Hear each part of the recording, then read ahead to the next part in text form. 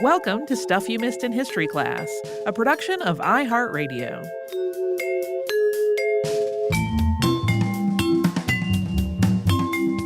Hello and welcome to the podcast. I'm Tracy V. Wilson. And I'm Holly Fry. This is part 2 of our episode on the Royal Philanthropic Vaccine Expedition, which was Spain's effort to deliver the smallpox vaccine to its colonies in the Americas and the Caribbean, and to implement widespread vaccine programs in those colonies once the vaccine had been introduced.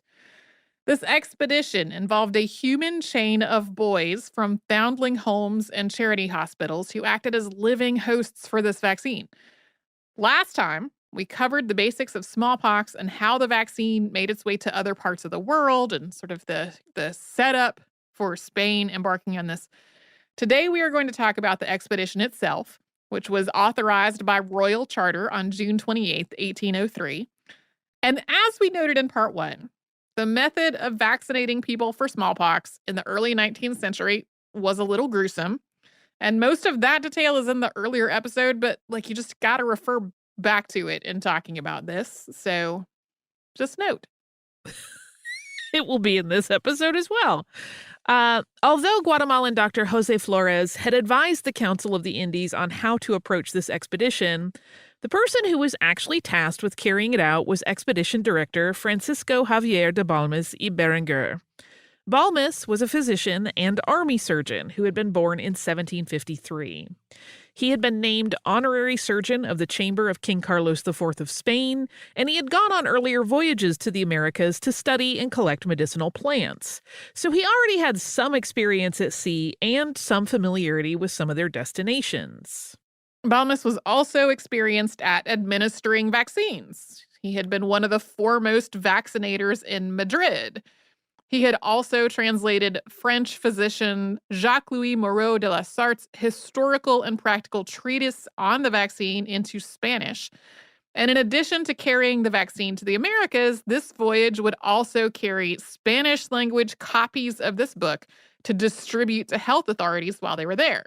The expedition's goals were to deliver the vaccine to the Spanish colonies, to train local personnel to administer the vaccine, preserve the lymph and keep the program going over time, and to establish a vaccine board at each stop that would keep records about who had been vaccinated. Balmis's team for the expedition included Assistant Director Jose Salvani, along with other surgeons, nurses, and practitioners.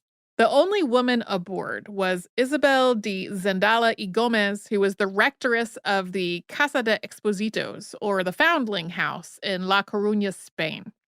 Her name is presented and spelled multiple different ways in records of the day, so there's some fuzziness there. She was the person who was ultimately responsible for the care of 22 boys between the ages of 3 and 9, 4 of them from the Foundling House that she was the rectoress of, and the rest of them from a charity hospital in La Coruña. One of these boys was Benito Velez, who Isabel had adopted. Here are the names of the other 20 whose names we actually know, along with their ages when the voyage arrived in Mexico. Juan Francisco and Francisco Antonio, age 9. Andres Naya, age 8. Vicente Ferrer, Antonio Veredia, Candido, and Geronimo Maria, age 7.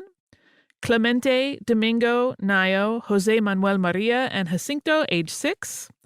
Francisco Florencio and Juan Antonio, age 5. And Pascual Aniceto, Martin, Thomas Metiton, Jose Jorge Nicolas de la Dolores, Manuel Maria, Jose, and Vicente Marla Sale y Velido, all of whom were age 3. As far as we know, all of these boys had either been orphaned or abandoned by their birth parents. And the way these foundling houses and charity hospitals worked in Spain was that abandoned or orphaned infants would be brought to them, and after they'd been sort of processed, they would be placed with a wet nurse in the community who would be paid a small stipend for her work. Older children were sometimes placed with foster families, but often they lived in poverty. For the children selected for this voyage, though, King Carlos IV promised special protection and an education at the government's expense once they arrived in Mexico, as well as employment once they were old enough to work. So in terms of what they were promised when they were starting out, it was going to be a long sea voyage followed by a life that was supposed to be better than what they were experiencing in Spain. Originally, this voyage had been planned for a larger ship, but it ultimately took place aboard a corvette called the Maria Pita under the command of Pedro del Barco. A corvette was faster than a frigate, but its smaller size naturally presented some challenges. Over the course of the voyage, the boys were going to be vaccinated in pairs every 9 or 10 days, just in case one of the vaccines didn't take. But this also meant that there would always be 2 boys on board with an itchy cowpox blister, who were living and playing with 20 other boys in very confined quarters. Since anything from scratching to rolling over in your sleep could damage the blister, and roughhousing could potentially lead a child to be infected with the cowpox by accident, Isabel de Zendala had to keep a careful watch on these kids at all times. This sounds like the worst assignment on earth to me, but praise her for doing it. Balmis immunized the first 2 boys in the chain using lymph from people he had previously immunized in Spain. And then the Maria Pita set sail on November 30th, 1803. They stopped first in the Canary Islands off the northwest coast of Africa to distribute the vaccine there. And then from there, they sailed for Puerto Rico, where they arrived on February 9th, 1804. This transatlantic crossing was difficult, as any transatlantic crossing was likely to be at this point. By the time they got to Puerto Rico, many of the children had developed scurvy, and one of them had actually died from it. And this is the one child whose name was not recorded when they got to Mexico, so we don't know what his name was. Balmis expected to be welcomed in Puerto Rico with excitement and relief. As we noted in part 1, the monarch had sent instructions to all of the Spanish colonies to expect the expedition and to prepare for its arrival. But to Balmis's surprise, the vaccine had already been introduced to Puerto Rico. So like other parts of the Spanish Empire, Puerto Rico had been trying to control a smallpox outbreak. And military surgeon Francisco Oller heard that the vaccine had already been introduced to the nearby island of St. Thomas, which at the time was part of the Danish West Indies. There are several possible ways that the vaccine got to St. Thomas. This is one of the many rabbit holes I went down that I alluded to in part 1 that kept this from being just a single one-part episode. St. Thomas had been under British control in 1801 and 1802, and at that point, Britain had started vaccinating its sailors. The Danish Royal Institute for Vaccination had also sent vaccine samples to the Danish West Indies in 1802, and John Johnston, who was a physician, had brought the vaccine from continental North America to the island of St. Croix in 1803. It likely spread to other Caribbean islands from there. I mean, a lot of these islands are close enough together that regardless of who controlled it in terms of colonies, people went among them all the time. Regardless of which of these was the source of vaccine in St. Thomas, when Oller heard about its existence there, he asked them to send samples.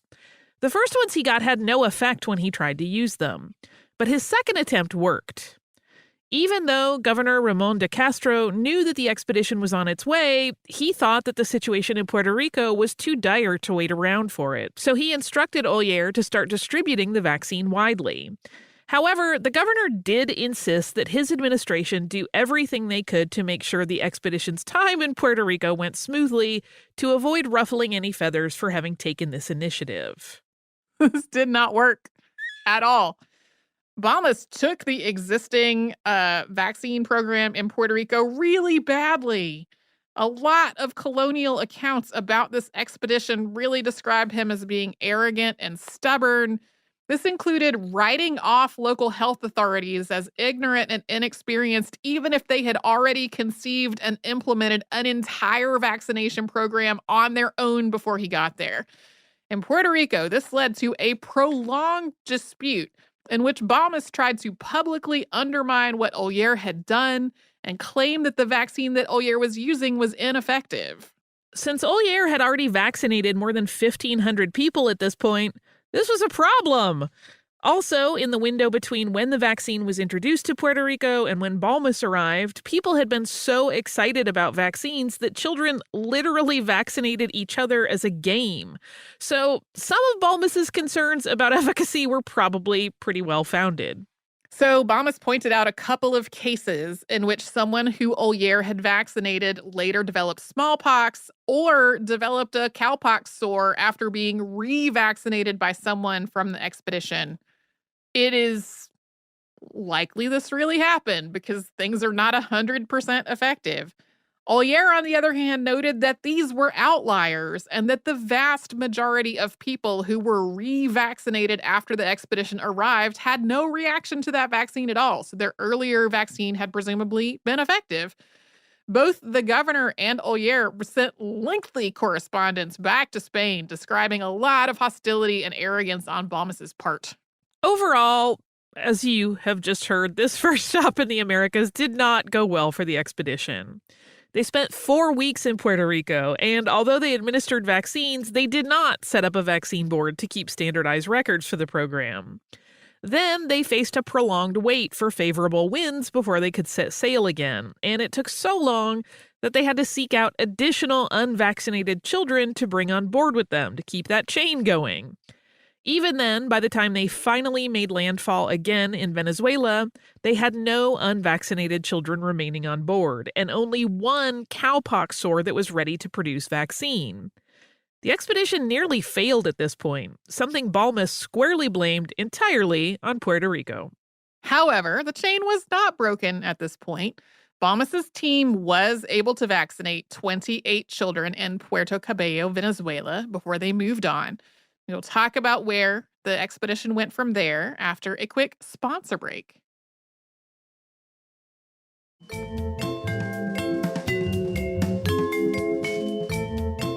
The Royal Philanthropic Vaccine Expedition hoped to vaccinate as many people as possible, establishing tracking and record-keeping procedures that would allow vaccination programs to continue in Spain's colonies long into the future after the expedition was over. So to that end, they vaccinated people, most often children, at every city where they stopped. Often, people from outlying villages would bring a child or children to have them vaccinated and then return to continue vaccinations in the place they'd come from 9 or 10 days later. Or a few expedition members would carry the vaccine to a more outlying community. At various points, they also tried vaccinating cows, hoping to establish a natural reservoir of cowpox in the Americas for the future use. This did not work, though. Cows. However, after they made multiple stops in Venezuela, it quickly became clear that all of this was really just too big of a job for one team. So Balmis split the expedition in half, with him directing one team and Jose Salvani directing the other. Salvani's team traveled south, farther into the continent of South America, while Balmis set sail again, this time bound for Cuba. Each had Venezuelan boys to act as vaccine hosts, and the boys who had originally set sail from Spain all remained with Balmis. Although those 22 boys are the ones most often mentioned in the context of this expedition, local children also worked as vaccine carriers after the expedition arrived in the Americas. Sometimes they were recruited from local families and then returned later on, and sometimes they were enslaved. Salvani's team had the more perilous journey after the expedition split. The South American landscape is highly varied and often extremely treacherous, and a lot of their route went through mountains and rainforests. As they vaccinated people for smallpox, they faced tropical illnesses themselves. They started out following the Magdalena River, but their ship was wrecked in what's now Colombia not long after they set sail. They were sheltered by the local indigenous people who Salvani's team vaccinated as they salvaged their ship and tried to get ready to go again. They got to Cartagena, which was then known as Cartagena de Indias, on May 24, 1804. After vaccinating at least 2,000 people, they again split into two groups, each heading in a different direction through Colombia before rendezvousing at Santa Fe de Bogotá. Salvani became seriously ill during this expedition, contracting tuberculosis and losing his vision in one eye, which might have been a result of the tuberculosis, or it could have been some other infection. It's a little unclear. One of Salvani's major stumbling blocks happened when they got to Lima, Peru. It turned out that the vaccine had already made its way to Lima thanks to the Viceroy of Buenos Aires. And although this was not the first time that the expedition reached a place only to find that the vaccine was already there, it was the first time that local authorities just did not want to adopt the expedition's procedures for administration and tracking at all. Vaccinations had become a for-profit business in Lima, and local doctors didn't want to lose a potential source of their income. The expedition's procedures were only adopted after a new viceroy in Lima supported them. Salvani's leg of the expedition went on for 7 years, moving through and sailing around South America before returning to Spain. Salvani did not make the return voyage home, though. He died in Bolivia in 1810. To return to Balmis and the other half of the expedition, he vaccinated roughly 12,000 people in Venezuela before departing for Cuba, taking 4 enslaved boys with him to act as vaccine hosts. And once he got there, it turned out, once again, that the vaccine had already been introduced. Medical authorities in Cuba had been trying to get the vaccine, but their intentional efforts had all failed. For example, vials of lymph that were sent from Philadelphia were unsurprisingly not effective anymore by the time they got to Cuba. But then in 1804, a woman named Doña Maria Bustamante left Puerto Rico bound for Cuba the day after her son and 2 maids had been vaccinated. Their vaccine sites were ready to be propagated shortly after their arrival. It was just sort of a coincidence that she wound up in Cuba with ready-to-harvest vaccine as the Cuban authorities were trying to do that. Dr. Tomás Romay y Chacón used the lymph to start his own vaccination campaign. So by the time Balmis arrived, thousands of people had already been vaccinated. Many of Romay's recipients were enslaved Africans who did not have the freedom to refuse it. This did not go quite as poorly as the expedition's visit to Puerto Rico had. Balmis seems to have approached the situation in Cuba with less overt hostility to the local authorities. This may have been because Romay took the step of demonstrating that his vaccines had been effective by variolating his own sons, who he had vaccinated himself. They had no reaction to this exposure to smallpox. Balmis did implement the expedition's standardized process for establishing a vaccine board and for keeping records in Cuba, something he had not actually done back in Puerto Rico. After leaving Cuba, Balmis went to Mexico, arriving in Veracruz and finding, unexpectedly, that there was no one waiting to be vaccinated, because once again, a vaccination program had already been established before he got there. The Ayuntamiento, or governing council, had implemented a huge program complete with registration and tracking and sending vaccine delegations to outlying areas. Balmis was once again at risk of breaking his vaccine chain, but 10 men were conscripted from the garrison regiment to act as hosts. These existing vaccine programs made Balmis's time in Mexico particularly challenging. He did make arrangements for the boys who had traveled from Spain. They were to be housed in Mexico City. They were placed in the care of the bishop, and they started out living at a charitable institution that actually wasn't that much different from what they had left in Spain. They were, though, given academic and religious instruction while they were there. But most or possibly all of them were eventually adopted, mostly by teachers, merchants, and doctors. But when it came to administering vaccines, Balmis had a lot of trouble finding people who had not been vaccinated yet. In Mexico City, he almost lost his source again, but then the mayor brought in about 20 indigenous children and their mothers who were described as needing, quote, much persuasion. In Balmis's words, quote, some admitted that it was right, but that they could not pay, and every single one went to the apothecary demanding an antidote against the venom that had just been introduced into the arm of her child. Yeah, a lot of Balmis's expedition staff just does not seem to have taken that lesson to heart that Jose Flores had talked about of don't traumatize people while you're doing this. They seem to have taken a much heavier and more aggressive hand a lot of the time. Later on, some children from a foundling home that the expedition had vaccinated became ill. And while this illness was initially blamed on Balmis's vaccine, a board of doctors was convened and he was cleared from all suspicion. On top of all these challenges, Balmis himself was very ill. He had developed dysentery and what he believed was yellow fever en route from Cuba to Mexico.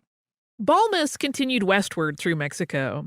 In Oaxaca, he established vaccine boards and a plan for vaccinating the indigenous communities situated outside the city. Once he reached the western coast of Mexico, he procured a ship to continue on to the Philippines. Meanwhile, on May 16, 1804, the first smallpox vaccine was administered in Guatemala, using vaccine that had been brought from Havana. Balmis faced a series of delays when he was trying to leave Mexico. The ship that he was supposed to board was full, and he and the expedition were denied passage. Rather than waiting for another vessel, or really waiting longer for another vessel, he traveled overland to Acapulco, setting sail from there in February of 1805 aboard the Magallanes. He had a new group of 25 children on board. Most of them were children from Mexico whose parents were compensated for their participation.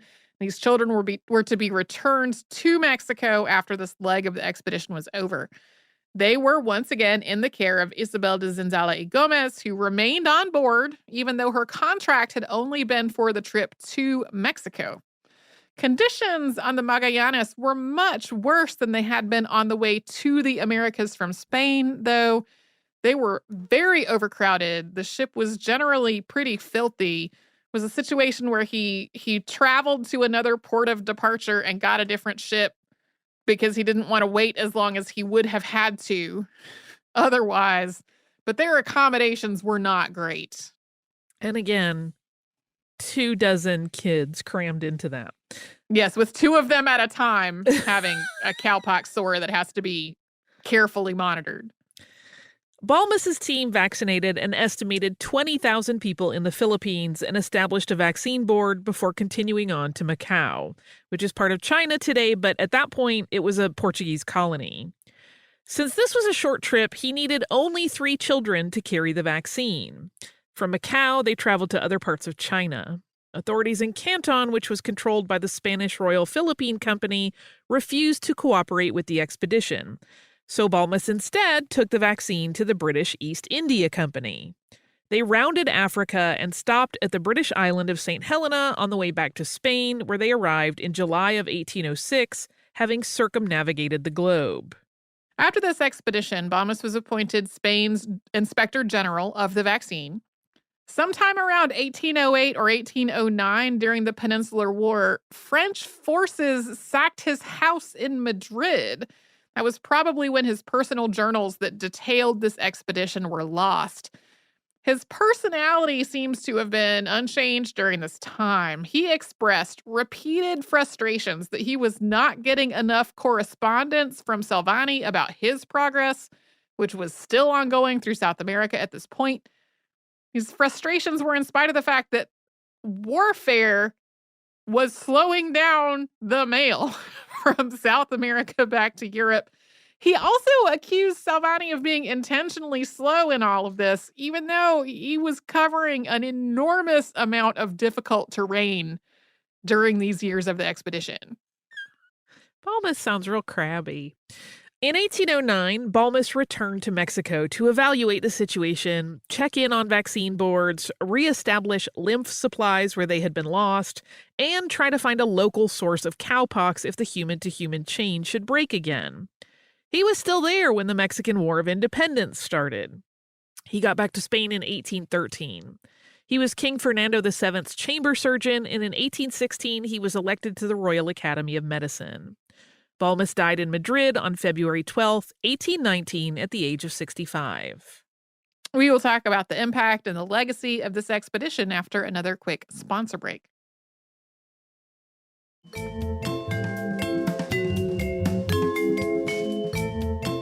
In a way, the Royal Philanthropic Vaccine Expedition is one giant contradiction.